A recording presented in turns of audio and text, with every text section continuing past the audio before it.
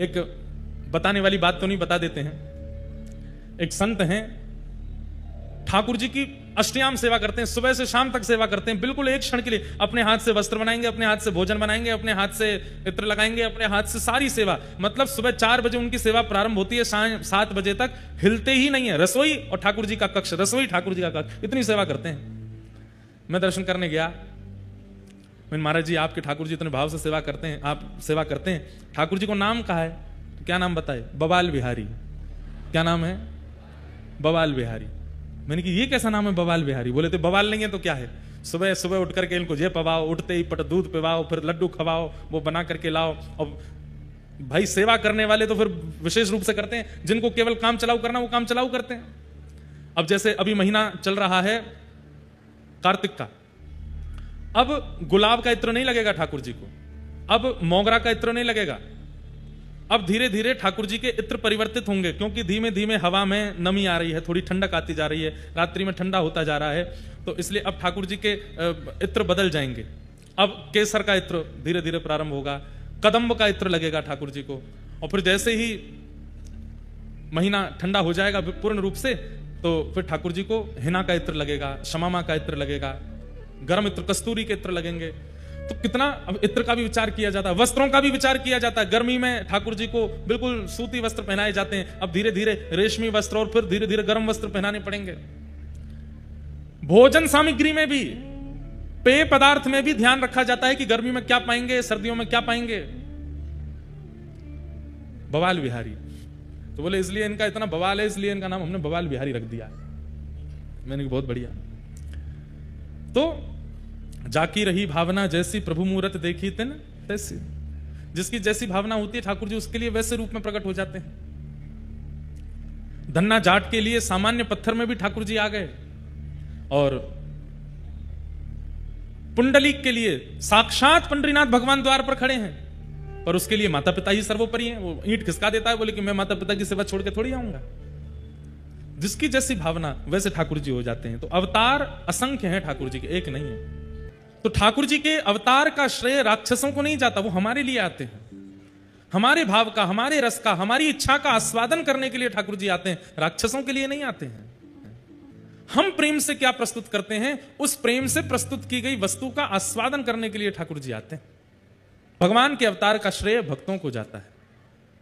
दूसरी बात, शास्त्रों का सार क्या है? इतने शास्त्र हैं हमारे हिंदू वैदिक सनातन धर्म में, पर सार क्या है? तो वेद व्यास जी महाराज ने श्रीमद् भागवत को सारम सारम समद्वितम, भागवत जी को सार बताया। चारों वेदों को सार, महाभारत का सार, सबका सार श्रीमद् भागवत है। भागवत जी सार है। स्व अवतार प्रयोजनम, भगवान के अवतार भिन्न भिन्न क्यों होते हैं? कभी मानव बनके, कभी नृसिंह बनके, कभी नृसिंह बनके, कभी कछुआ बनके, कभी कुछ बनके। एक ही रूप में क्यों नहीं आते? अलग अलग रूप क्यों धारण करते हैं? ठाकुर जी सर्व व्यापकता और सर्वग्राह्यता प्रकट करते हैं। केवल मानव बनकर के आएंगे तो एक प्रकार से जीवों के प्रति यह भावना हो जाएगी कि ठाकुर जी उनके नहीं है, हमारे ही हैं। वे सबके हैं, इसलिए सर्व रूप धारण करके आते हैं। हमारे यहां वृक्षों में भी श्री ठाकुर जी हैं, नदियों में भी ठाकुर जी हैं, पहाड़ों में भी ठाकुर जी हैं, और कहां तक है राक्षसों में भी ठाकुर जी कहते हैं प्रहलाद मैं हूं, सब में मैं हूं। मासा नाम मार्गशीर्षो, हम मार्गशीर्ष महीना को ठाकुर जी अपना स्वरूप बताते हैं। सब जगह ठाकुर जी की व्यापकता है, इसलिए ठाकुर जी अलग अलग रूप धारण करके आते हैं। और फिर दूसरा रूप धारण करने का कारण होता है भक्त की हृदय की इच्छा। सब लोग सावधानी से सुनो। भक्त के हृदय में जैसी भावना ठाकुर जी की है, ठाकुर जी वैसे ही आते हैं उसके पास। बहुत सुंदर है भैया, बैठ जाओ, हम ले लेंगे आपसे, हैं कथा के बाद ले लेंगे। और भी यहां भी कुछ लोग कुछ बना के लाएं, कथा के बाद सब लोग प्रदान कर देना। अभी कथा सुन लो। लड्डू गोपाल ये किसके ठाकुर जी हैं? श्रीमद् वल्लभाचार्य जी महाराज के चित्त के ठाकुर जी हैं, नवनीत प्रियालाल जी। उनके चित्त में ये छवि है कि हाथ में मक्खन लेकर के ठाकुर जी घुटमुन चल रहे हैं, और उन्हीं की छवि से ठाकुर जी ऐसे नवनीत प्रियालाल जी के रूप में प्रकट हो गए। कल मैंने बताया, ये परसों बताया, कल बताया, यशोदा जी के चित्त के ठाकुर जी हैं। मुरली मनोहर ठाकुर जी गोपियों के श्री राधा रानी के चित्त के ठाकुर जी हैं। सब जगह अलग अलग स्वरूप है ठाकुर जी का। जगन्नाथपुरी में ठाकुर जी बिना हाथ पैर आंख नाक मुंह के बैठे हैं, विचित्र स्वरूप है ठाकुर जी का, पिघला हुआ, प्रेम पिघलित हैं। वहां ठाकुर जी ब्रजवासियों के प्रेम में, वियोग में प्रेम विगलित हो गए हैं, उनके चित्त के ठाकुर जी। दक्षिण में एक उडुपी में श्री कृष्ण भगवान हैं, वहां के स्वरूप अलग हैं। एक केरला में एक और ठाकुर जी हैं, वहां पर गुरुवायूर, उनका अलग स्वरूप है।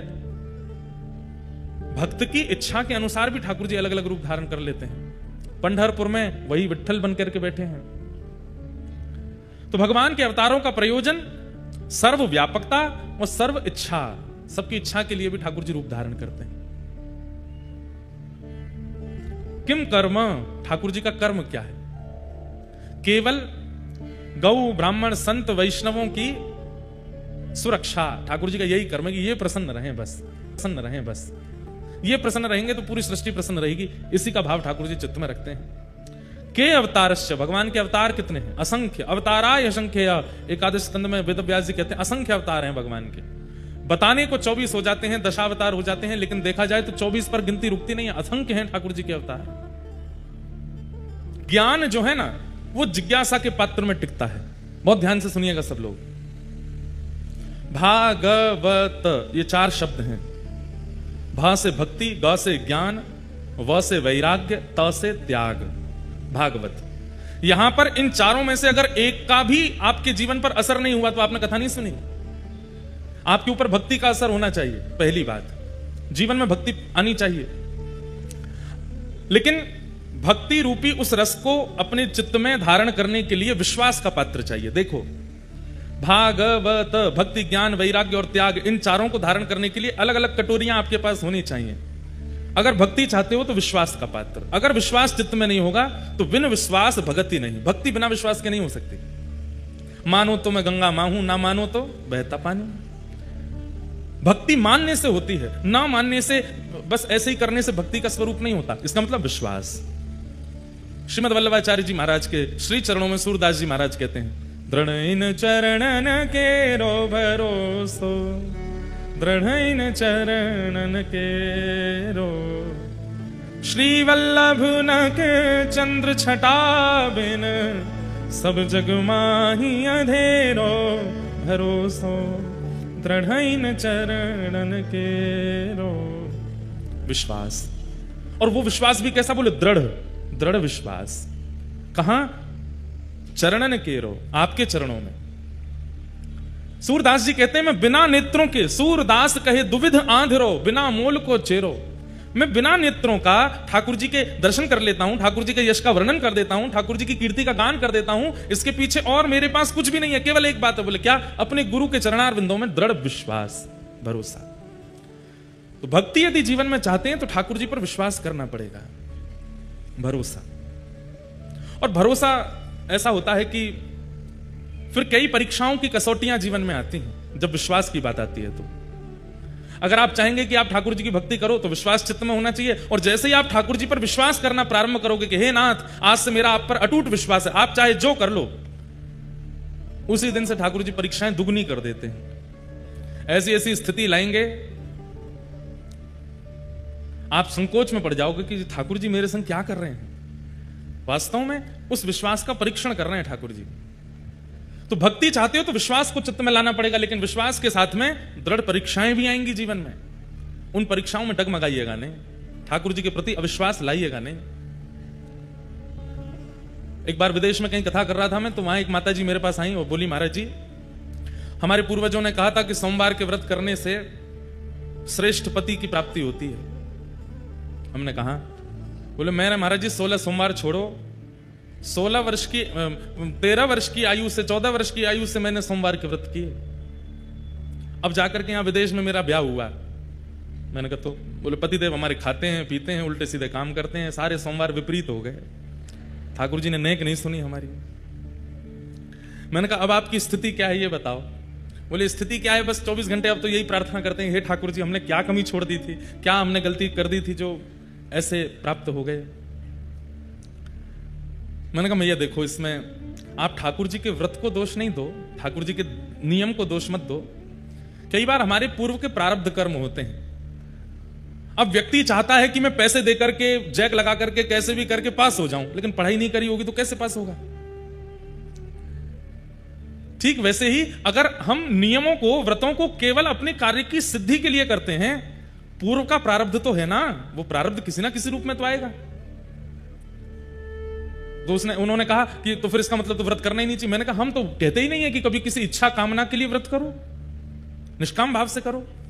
ठाकुर जी के चरणों में प्रार्थना करो, जैसे राखो तैसे रहूं, जो दोगे जैसा दोगे, जो मिलेगा, जो जीवन में सब स्वीकार है। आप जैसे मारा गिरधर लाल थारो न चायो ना चूरे, मारा नटराजा थारो न चायो ना चूरे। आप चाहे जो कर लीजिए हमारे साथ, हमें सब स्वीकार है। विश्वास का मतलब यही तो होता है। तो भक्ति विश्वास के पात्र में टिकती है। अगर चित्त में विश्वास नहीं है, भरोसा नहीं है, तो भक्ति टिक नहीं पाएगी। दूसरा, आप कहेंगे कि महाराज जी विश्वास हमारा दृढ़ नहीं हो पा रहा, भक्ति छोड़ो, ज्ञान दे दो। भागवत, तो दूसरा शब्द ग यानी ज्ञान। आप कह रहे हैं कि भक्ति के लिए विश्वास आप कर नहीं पा रहे, इससे अच्छा आप ज्ञान दे दीजिए। तो ज्ञान के लिए जिज्ञासा का पात्र। अगर चित्त में जिज्ञासा नहीं होगी तो ज्ञान नहीं टिकेगा। आप कथा में, यहां कई लोग हैं हमारे भैया, सब बता रहे थे कि कथाएं सुनते रहते हैं, कभी कहीं कथा में जाते हैं, कभी कहीं कथा में जाते हैं। पूज्य हमारे पिताजी महाराज की भी कथा हुई है इस स्थान पर, 56 भोग मैदान में। एक बार मंदना परिवार के भी अंतर्गत एक कथा हुई है, भीलवाड़ा में, हाँ भवानी मंडी में, हाँ 2004 में। वाह। तो कथाएं आप सब लोग सुन चुके हैं पहले भी, लेकिन आप मन में यह विश्वास करके और ऐसी भावना धारण करके बैठेंगे कि हम तो बहुत सुन चुके हैं, हम तो उनकी भी सुने, हम तो डोंगरे जी की भी सुने, हम तो बापू की भी सुने, हम तो उनकी भी सुने हैं। तो यहां बैठकर के आप कुछ नहीं प्राप्त कर पाओगे। मन में जिज्ञासा लेके बैठना ही पड़ेगा। भले ये व्यास जी हमसे आयु में छोटे हैं, भले ही इनकी आयु कम है, लेकिन फिर भी हमारी जिज्ञासा है, ये क्या सुनाएंगे, हमें क्या प्राप्त होगा। जब तक ये भावना धारण नहीं करेंगे, ज्ञान नहीं आएगा चित्त में। तो भक्ति के लिए विश्वास का पात्र, ज्ञान के लिए जिज्ञासा का पात्र। तो भाग और फिर आता है व। आप कहो महाराज जी जिज्ञासा, हमें कोई जिज्ञासा ही नहीं है, हम इतने ज्ञानी हो चुके हैं, अब हमें जिज्ञासा नहीं है, कुछ और दीजिए। तो फिर तीसरा आएगा वैराग्य। वैराग्य के लिए अनुभव का पात्र। अनुभव को अगर आज की भाषा में कहूं तो ठोकरों का पात्र। वैराग्य उसी को हो सकता है जिसने बहुत अनुभव किया हो या बहुत ठोकरें खाई होंगी।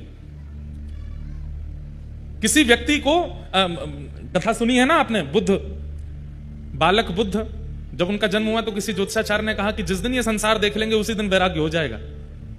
उनके पिता ने ऐसा योजना बना दी, परकोटा बना दिया एकड़ों में, बोले कभी संसार देखने ही नहीं दूंगा पुत्र को, कभी वैराग्य नहीं होगा। पूरा युवा अवस्था निकल गई, बाल अवस्था निकल गई, विवाह हो गया। विवाह होने के बाद जब संतान हुई तो पिता के मन में बात आई कि अब मेरे नाती हो गया है, मतलब पुत्र अब गृहस्थाश्रम में आ गया है, पत्नी बच्चों का ध्यान रखने लगा है, इसका मतलब अब इसको वैराग्य नहीं होगा। पत्नी आ गई, बच्चे आ गए, अब कैसे वैराग्य होगा।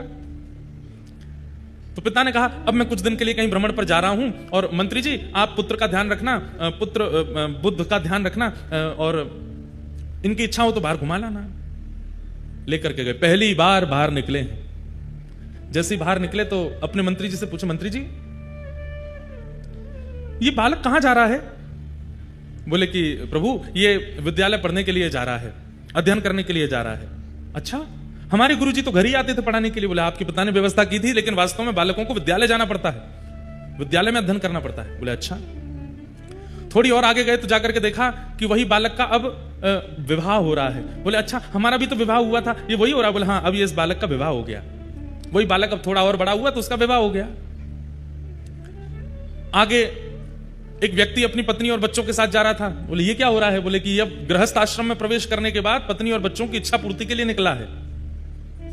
अच्छा, थोड़ा और आगे जाकर के देखा तो क्या देखा कि एक वृद्ध पड़ा था बिस्तर पर, खांस रहा था, बीमार हो गया था। बुद्ध बोले ये क्या हो रहा है। बोले कि महाराज व्यक्ति एक दिन वृद्ध हो जाता है और वृद्धता में उसको कोई रोग लग जाता है, और रोग लगने पर फिर उसकी ऐसी रुग्णावस्था हो जाती है। थोड़े और आगे जाकर के देखा तो 5 लोग रो रहे थे, और एक अस्थि, एक शव पड़ा था, और पत्नी कह रही थी मेरे पति चले गए, बच्चे कह रहे थे हमारे पिता चले गए, माता पिता कह रहे थे हमारा बेटा चला गया, भाई कह रहे थे हमारा भाई चला गया। बुद्ध ने जैसे ही वो दृश्य देखा, बोले ये क्या हो रहा है। बोले कि महाराज ये हमारे जीवन का काट्य सत्य है, एक दिन हमारी मृत्यु हो जाती है, पत्नी बच्चे घर परिवार सब बैठे रह जाते हैं और हम लोग चले जाते हैं।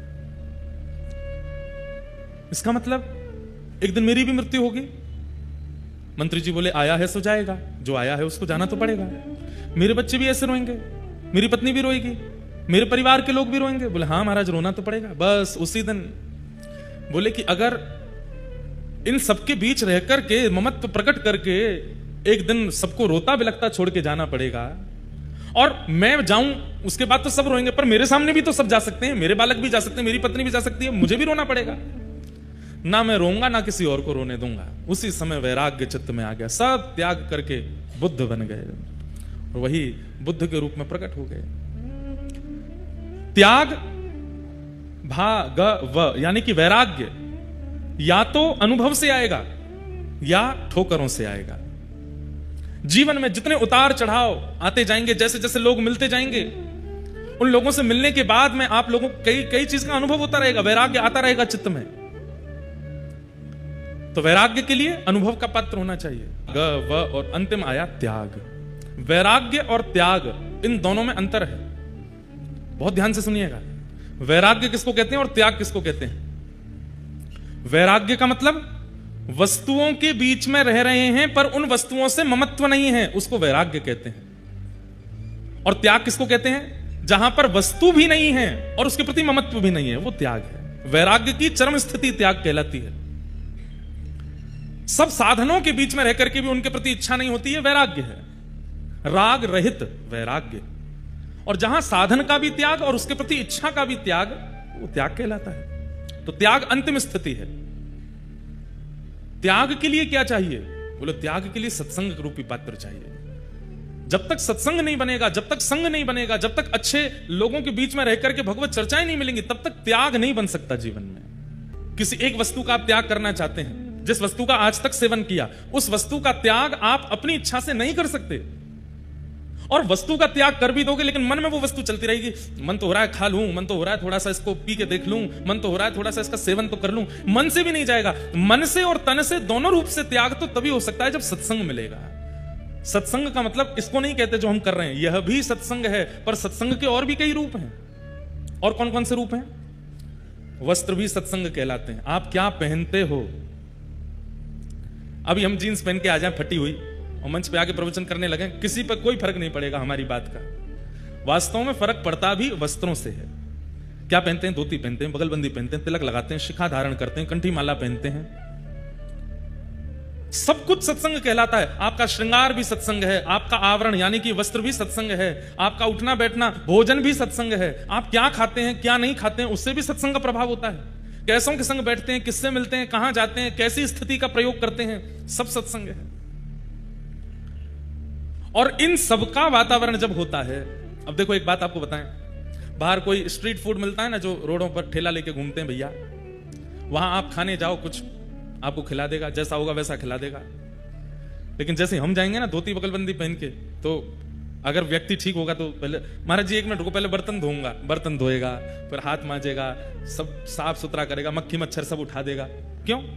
वो जानता तो है नहीं, लेकिन केवल वस्त्रों से उसको क्या अनुभव हुआ कि कोई सत्संगी महापुरुष है, इसके लिए हमको सामान्य वस्तु नहीं कुछ विशिष्ट देना चाहिए। फ्लाइट में एयर होस्टेस आपसे नॉनवेज पूछ भी लेगी, लेकिन हमारे तो वस्त्रों को देख करके पानी ही पूछती हैं बस।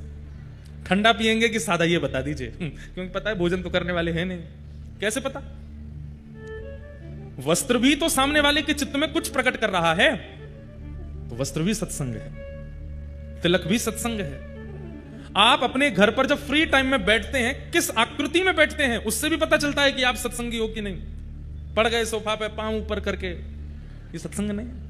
वो बैठते भी सत्संगी का बैठना भी एक अलग रूप में होता है, उठना चलना फिरना सब कुछ उसका सत्संग बन जाता है। उससे त्याग बनता है। ऐसा व्यक्ति जो वस्त्रों से लेकर के भोजन से लेकर के संगति तक में सत्संग को निश्चित रखता है, वो व्यक्ति कभी भी किसी भी वस्तु का त्याग बिना किसी ममत्व के कर सकता है, उससे त्याग बन जाएगा। त्याग के लिए सत्संग का पात्र। एक बार एक शिकारी जंगल में घूम रहा था शिकार करने के लिए, बहुत बड़ा शिकारी। घूमते घूमते जब गया तो देखा एक गुफा के सामने से निकला, तो देखता हुआ जाता था कहीं कोई शिकार मिल जाए। गुफा में जैसे ही उसने झांक करके देखा तो कोई हिरण आदि तो नहीं दिखा। एक महात्मा बैठे थे, बड़ी बड़ी जटाएं उनकी, और महात्मा नेत्र बंद करके बैठ के ध्यान कर रहे थे। तुरंत अपना घोड़ा रोका और बोला कि मेरी माँ मुझसे कहती थी कि हम शिकारी हैं, हम वन में रहते हैं, हम मांस खाते हैं, लेकिन कभी भी कोई संत मिले, गुरु मिले, उससे प्रणाम जरूर करना, उससे आशीर्वाद जरूर लेना। दौड़ करके गया, महाराज जी प्रणाम, आपको वंदन करता हूं, आप इस जंगल में भजन कर रहे हैं, मैं इस जंगल का शिकारी हूं, मैं यहीं रहता हूं। महाराज जी ने नेत्र खोले, अच्छा बेटा खुश रहो। बोले अब मैं और तो कुछ आपकी सेवा नहीं कर सकता, मुझे बस ये बताइए कुछ पाएंगे, कुछ भोजन करेंगे, आप कुछ खाएंगे? नहीं नहीं बेटा, हम सब आनंद मंगल हैं, फलाहार करते हैं, फल खाते हैं, फल खा करके जीते हैं, और कभी 5-6 दिन में एक बार फल खा लेते हैं, फल खाते हैं, फल कोई खाने की चीज है। आप कहें तो मैं बढ़िया एक हिरण लेकर के आऊं, आप भोग लगाना, मुझे भी दे देना। अब संत बेचारे अब क्या बोले उसको। तो अब देखिए सत्संग का प्रभाव कैसा होता है। संत थोड़े मुस्कुराए, अब उसको ये तो नहीं कहा कि बेटा हम लोग मांसाहार आदि नहीं करते, उसको क्या बोले, तुम जो हिरण पाते हो ना वो तो सामान्य है, मैं तो एक बहुत ऊंचे हिरण की खोज में बैठा हूं, जब तक वो नहीं मिलेगा तब तक आहार ग्रहण नहीं करूंगा। अरे महाराज आप नहीं जानते, ये इतने कोस का जंगल, उसका सबसे बड़ा शिकारी हूं मैं, यहां कोई हिरण मुझसे भाग के नहीं जा सकता, शेर के चंगुल से बच जाएगा, मुझसे नहीं बच सकता। आप बताइए कैसा हिरण चाहिए आपको? महाराज जी बोले रहने दो, तुम ला नहीं पाओगे उसको। बोले नहीं नहीं बताइए। बोले लिखो कैसा हिरण है। कस्तूरी तिलकम ललाट पटले वक्षस्थले कौस्तुभम नासाग्रे वर मुक्ति कंकर तले वेणु करे कंकणम सर्वांगे हरिचंदनम सुललितम कंठे च मुक्तावली गोपस्त्री परिवेष्टितो विजयते गोपाल चूड़ामणि। बोले जिस हिरण की आश में मैं भूखा बैठा हूं वो हिरण कस्तूरी का तिलक लगाता है। शिकारी बोला कस्तूरी तिलक लगाता है हिरण? मैंने ये तो सुना कि कस्तूरी उसकी नाभि में होता है, पर उसका चंदन बना करके अपने माथे से लगा के घूमता है, ये हिरण तो पहली बार देखा सुना। बोला हाँ वो कस्तूरी का तिलक लगाता है। कानों में नासिका में मोती पहनता है। अच्छा मोती पहन करके घूमता है हमारी तरह? बोला हाँ। और इस हिरण की विशेषता क्या है? बोले पीतांबरी पहनता है, निर्वस्त्र नहीं घूमता है, पीतांबरी धारण करता है, धोती पहनता है, और सबसे बड़ी विशेषता अधर पर वेणु रख करके अपने कर कमलों से बजाता है। शिकारी बोला जीवन निकल गया, ऐसा हिरण तो नहीं देखा मैंने। बोले इसीलिए तो इस वाले हिरण को हम पाना चाहते हैं, उसी के लिए बैठे हैं यहां पर। महाराज मैं आपको वचन देकर के जा रहा हूं, वो इसी वन में है ना, आप बस इतना बताओ। बोला हाँ सब जगह है, वो यहां पर भी है। मैं आपको वचन देता हूं जब तक ये हिरण नहीं मिलेगा मैं भी भूखा रहूंगा, मैं भी शिकार नहीं करूंगा, इसी हिरण को पकड़ के लाऊंगा, तब तो आप स्वीकार करेंगे ना, उसको पाएंगे फिर मुझे भी दे देना। बोला हाँ फिर पाएंगे, हम लेके आओ।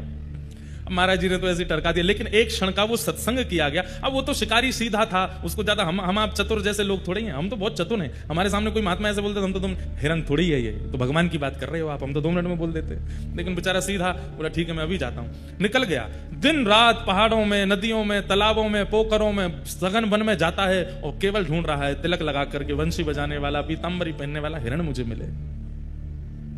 1 दिन 2 दिन 3 दिन 5 दिन बीत गए। भूख के कारण व्याकुल होने लगा, मुख सूखने लगा। अब तो बस सामने से हिरण निकलते हैं तो उसको इच्छा तो बहुत होती कुछ खा लूं, लेकिन सोचता है मेरे गुरुजी भूखे हैं, मैं कैसे पाऊं, जब तक वो हिरण नहीं मिलेगा तब तक नहीं जाऊंगा। 7 दिन बीत गए, प्राण जब निकलने को होने लगे, आंखें खुलनी बंद हो गई। अब स्थिति अपने वश में नहीं थी। ठाकुर जी उसके भाव पर रीझ गए, बोले बताओ हमको ढूंढ रहा है, भूख प्यास से व्याकुल होकर के हमको ढूंढ रहा है, हिरण के रूप में ढूंढ रहा है। इतने में ही मोर मुकुट धारण किए, कानों में सुंदर मोती धारण किए हैं, नाक में सुंदर मोती पहने हैं, पीतांबरी पहने हैं, ललित गति विलास वल्गुहास टेढ़ी मेढ़ी चाल चलते हुए सघन वन से वेणु का नाद करते हुए कस्तूरी की सुंदर सुगंध आने लगी, चंदन की सुगंध आने लगी। तभी देखता है कि सामने से नीलांबर ठाकुर जी पीतांबरी पहन करके वेणुनाद करते हुए, मोर पिच्छ का मुकुट धारण करते हुए उसके सामने अधरों पर वेणु धारण करके मधुर स्वर से वेणु बजाते हुए आ रहे हैं। गुरु जी ने जितना बताया था सब देख रहा है। कस्तूरी की सुगंध आ रही है, नाक में मोती पहना है, कानों में कुंडल पहने हैं, पीतांबरी पहन रखी है, नील कांति नील वरण है, और ये हिरण तो नहीं है पर नेत्र तो मृग जैसे ही है, मृगनयन है। संभवतः यही वो हिरण होगा, श्रृंगार करके हमारी जैसा, मानवों जैसा लग रहा है।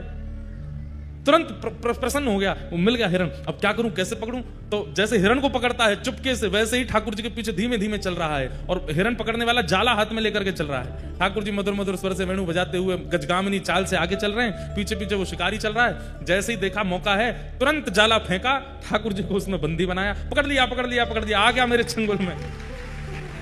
ठाकुर जी को पकड़ करके जाला बांध करके और उठा करके अपने कंधे पे टांगा, घोड़े पर बैठ करके ले गया गुरु जी के पास।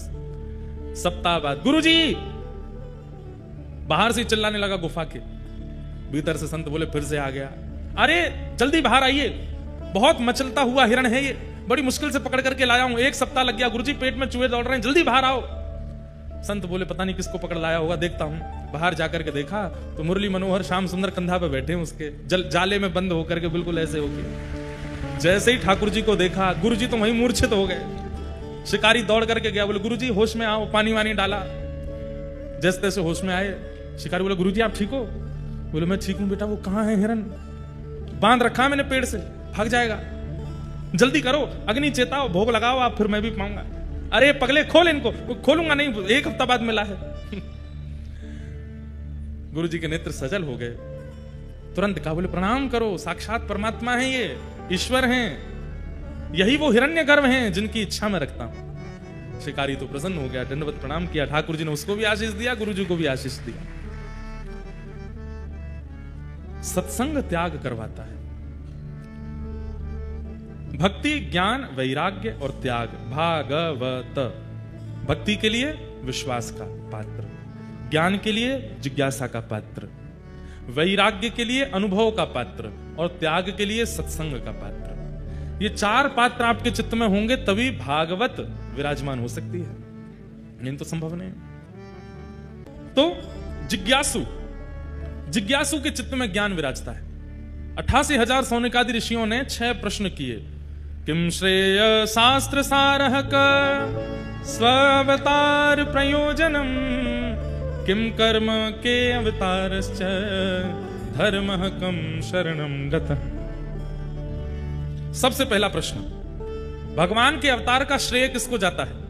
राक्षसों के लिए आते हैं कि भक्तों के लिए आते हैं? रावण आदि राक्षसों को मारने के लिए आए कि सबरी आदि भक्तों पर कृपा करने के लिए आए? पहला प्रश्न, भगवान के अवतार का श्रेय किसको जाता है? दूसरा, शास्त्रों का सार क्या है? हमारे हिंदू वैदिक सनातन धर्म में इतने सारे शास्त्र हैं, पर इन शास्त्रों का सार क्या है, इनकी मूल बात क्या है? तीसरा प्रश्न, स्वावतार प्रयोजनम, भगवान के अवतार का प्रयोजन क्या है? कभी मानव बन के आते हैं, कभी जानवर बन के आ जाते हैं, कभी नृसिंह बन के आते हैं, प्रयोजन क्या है? किम कर्म, भगवान के कर्म क्या है, भगवान क्या करते हैं? अवतार लेकर के कहते हैं कि ठाकुर जी कर्म नहीं करते, ठाकुर जी सोचते हैं, ठाकुर जी चिंतन करते हैं, और जो चिंतन करते हैं वो होता चला जाता है। ठाकुर जी ने चिंतन किया कि प्रलय होना चाहिए, उनके सोचते ही प्रलय हो जाएगा। ठाकुर जी अपनी भ्रगुटी टेढ़ी करते हैं तो बादल आकाश में छा जाते हैं, ठाकुर जी प्रसन्न हो जाते हैं तो धूप निकल आती है। ठाकुर जी के चिंतन से सब कुछ होता है, तो जिनके चिंतन से सारी क्रिया क्रियान्वित हो जाती है, उनको कर्म बंधन कैसे हो सकता है? तो वो कर्म क्या करते हैं आकर के? किम कर्म के अवतारश्च, भगवान के अवतार कितने हैं? 10 हैं, 24 हैं, कितने हैं? और फिर अंतिम प्रश्न किया, भगवान धर्म की स्थापना करके वापस चले गए अपने धाम को, तो जिस धर्म को ठाकुर जी स्थापित करके गए, भगवान के जाने के बाद उस धर्म का क्या हुआ, वो किसके पास गया? ये 6 प्रश्न हैं, और इन्हीं 6 प्रश्नों में अब कथा चलेगी। सौनकादि ऋषियों ने पहला प्रश्न किया कि भगवान के अवतार का श्रेय किसको जाता है? सीधा उत्तर है, राक्षसों को मारने के लिए ठाकुर जी नहीं आते। वाल्मीकि रामायण में एक प्रसंग में ठाकुर जी कहते हैं, अगर मैं चाह लूं तो रावण का जन्म ही नहीं होगा, अगर मैं चाह लूं तो वैकुंठ में बैठे बैठे रावण का वध कर सकता हूं, लेकिन वैकुंठ में बैठे बैठे सबरी की हृदय की इच्छा पूरी नहीं हो सकती, उसके लिए तो मुझे आना पड़ेगा, उसके लिए तो मुझे प्रकट होना पड़ेगा। राक्षसों का वध वैकुंठ से हो सकता है, लेकिन भक्तों की मनवांछित इच्छा वो वैकुंठ से पूरी नहीं होगी, इसलिए भक्तों के लिए ठाकुर जी आते हैं। पहले प्रश्न का उत्तर, भक्तों के लिए ठाकुर जी आते हैं। वास्तव में तो बंधुओं, अब पुकारने वाला नहीं है, अब बुलाने वाले बच्चे नहीं है, इसलिए ठाकुर जी आ नहीं रहे, नहीं तो आज भी ठाकुर जी प्रकट हो सकते हैं। उस भावना से, उस इच्छा से। सबसे बड़ी बात है कि भक्त के चित्त में सबसे श्रेष्ठ स्वभाव क्या हो जिससे ठाकुर जी आवे? भोलापन। हम लोग भोले नहीं है, हम लोग सरल नहीं है, सहज नहीं है, इसलिए ठाकुर जी आते नहीं। सरलता ठाकुर जी को सबसे प्रिय है।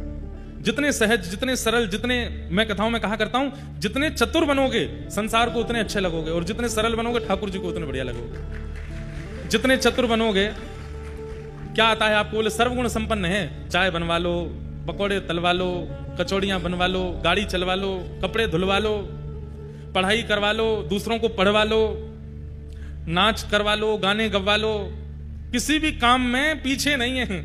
ऐसे लोग संसार को बहुत प्रिय होते हैं। लेकिन एक गुण है अंदर, पर वो एक गुण भी केवल ठाकुर जी के लिए, तो ठाकुर जी को बहुत प्रिय है, ठाकुर जी को अति प्रिय है। सीधी बात, जो सरल है, सहज है, सीधा है, ठाकुर जी को बहुत अच्छा लगता है। हम तो यही कहते हैं कि नित्य ठाकुर जी से प्रार्थना करो, बाकी सब तो आप स्वयं कर सकते हो। अपने कर्म बंधन से अपने कर्म बंधन खोल सकते हो, अपने कर्मों से सब कुछ निर्माण कर सकते हो। ठाकुर जी से प्रार्थना करो कि हे नाथ, मुझे तो आप सीधा बना दो, सरल बना दो, सहज बना दो। मैं बहुत चतुर हो गया हूं, बहुत चतुराई मेरे चित्त में आ गई है। ये खाली मन बैठा बैठा कुछ ना कुछ सोचता ही रहता है। ये मन बड़ा चंचल है, कैसे तेरा भजन करूं। ये मन बड़ा चंचल है, कैसे तेरा भजन करूं। जितना इसे समझाऊं, जितना इसे समझाऊं, उतना ही मचल जाए राधे तेरे चरणों की।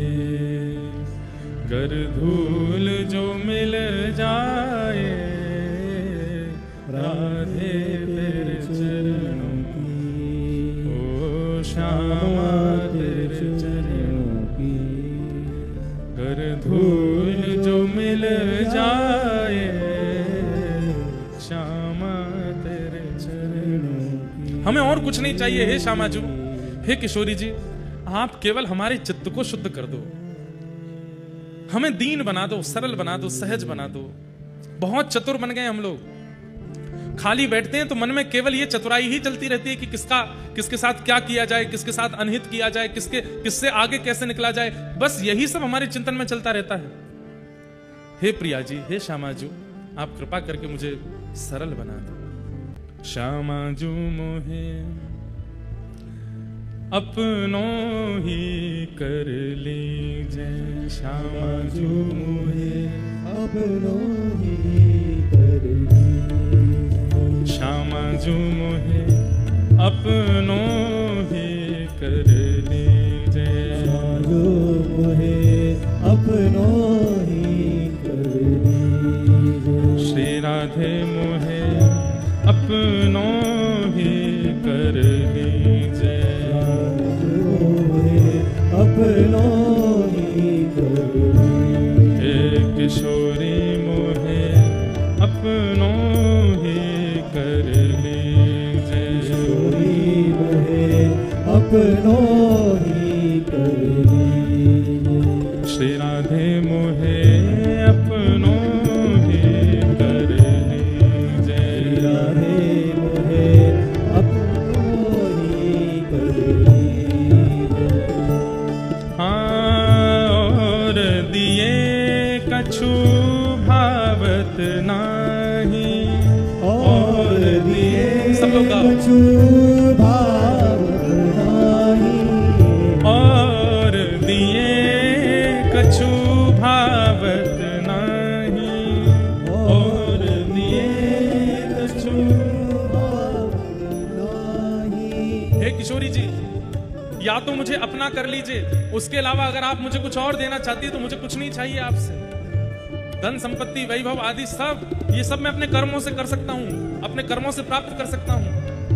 आप या तो मुझे अपना बना लीजिए, और अपना बनाने लायक अगर आप मुझे नहीं मानती हैं तो दूसरी वस्तु मुझे क्या दीजिए। बहुत ध्यान से सुनो, हरिराम व्यास जी का पद है। और दिए कछु भावत नहीं, और दिए कछु भावत नाही। श्री वृंदावन दीजे, श्री वृंदावन दीजिए। ओ श्री वृंदावन दीजे।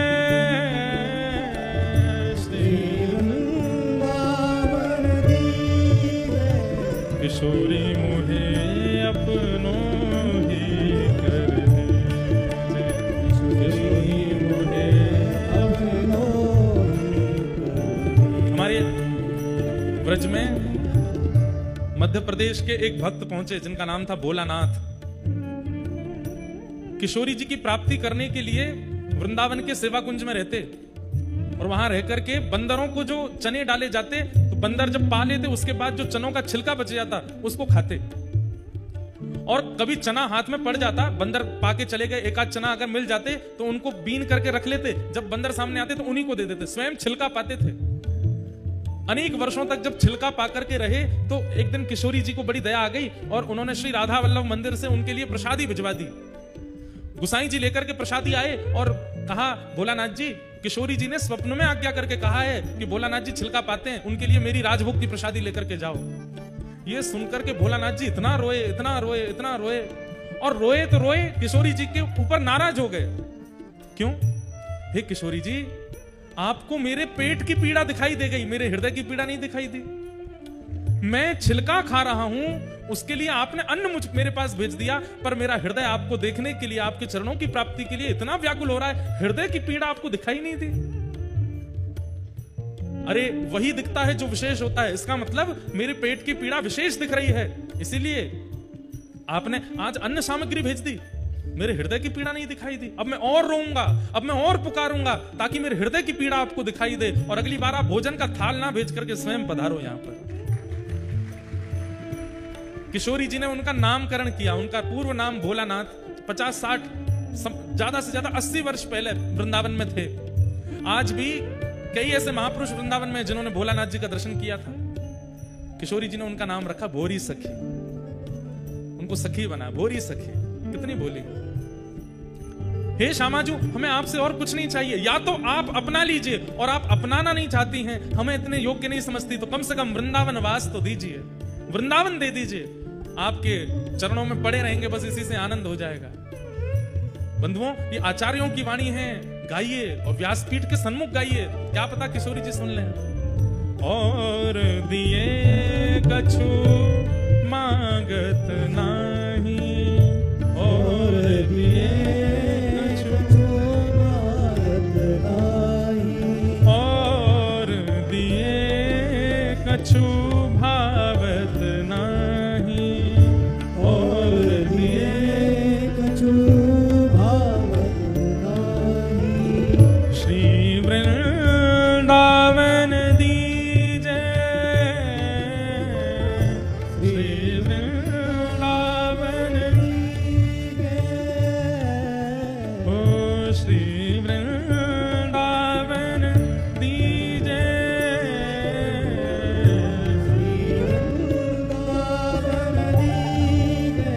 किशोरी मोहे अपनों ही कर लीजिए, किशोरी मोहे अपनों ही कर।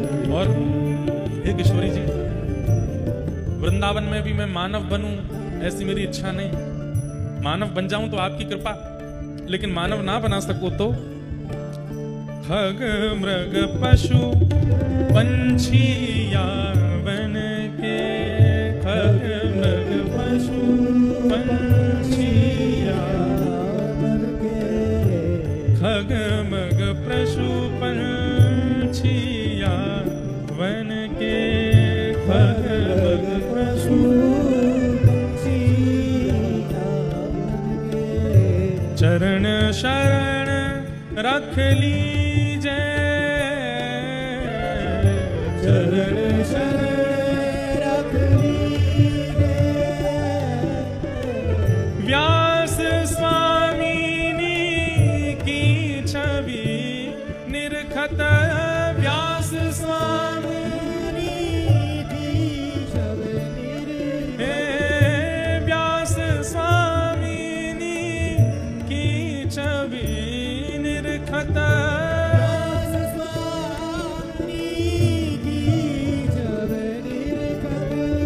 महल टहलनी की जय, महल टहलनी की जय, किशोरी मुहे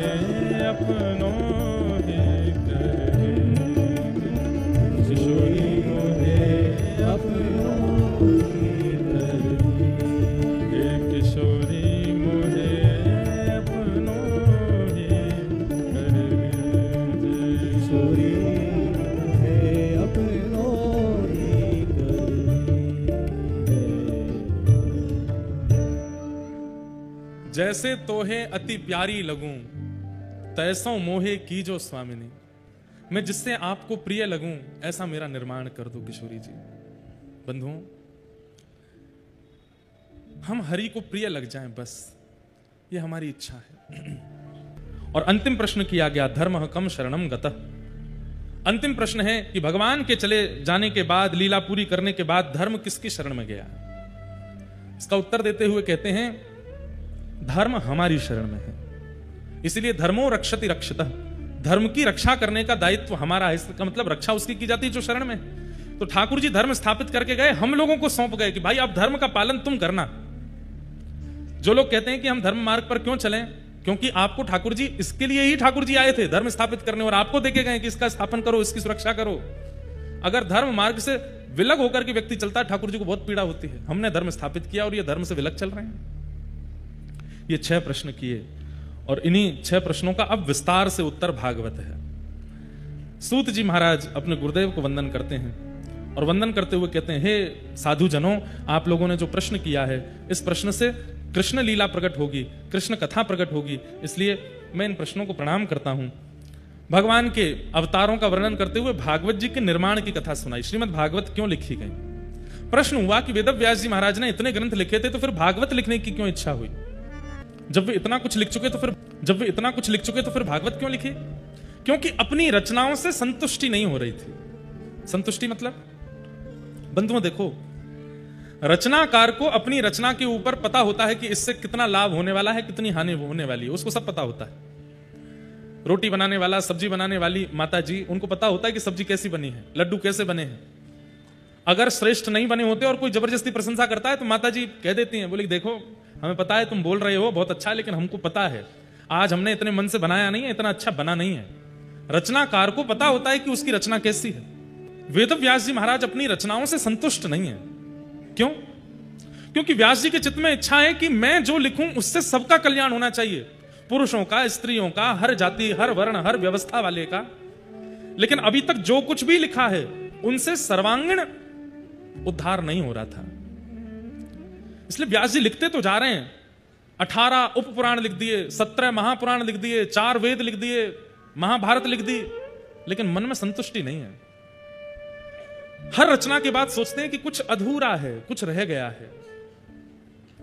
तभी वहां नारद जी का आगमन हुआ, और नारद जी महाराज आकर के बोले, व्यास जी क्या बात है, इतने असंतुष्ट क्यों हो आप? बोले देखो मैंने कितनी पोथियां लिख दी, पर इतना सब कुछ लिखने के बाद भी मन संतुष्टि नहीं हो रहा। क्यों? मुझे प्रसंग इतना प्रिय लगता है क्योंकि जब से इस प्रसंग का मैंने अध्ययन किया और कथा में कहना शुरू किया, तब से संतुष्टि हमारे जीवन में भी आई। वास्तव में संतुष्टि का प्रादुर्भाव होता कैसे? ध्यान से सुनो। नारद जी महाराज कहते हैं, व्यास जी मैं बताऊं आपको संतुष्टि क्यों नहीं है? बोले बताओ। व्यास जी आपने जितने भी ग्रंथ लिखे हैं उनमें घुमा फिरा करके 4 बातों को ही प्रधानता दी है आपने। कौन सी 4 बातें? धर्म, अर्थ, काम और मोक्ष। अपने ग्रंथों में यही लिखा है कि धर्म कैसे किया जाए। एक ग्रंथ में एक बात लिखी, दूसरे में दूसरी लिखी, तीसरे में चौथी लिखी। घुमा फिरा करके धर्म की प्रधानता, दूसरा अर्थ की प्रधानता, तीसरा कामनाओं की पूर्ति कैसे हो, और अंतिम बात मोक्ष कैसे मिले। इन 4 से ऊपर आपने और कुछ भी नहीं लिखा है इतने पन्नों में।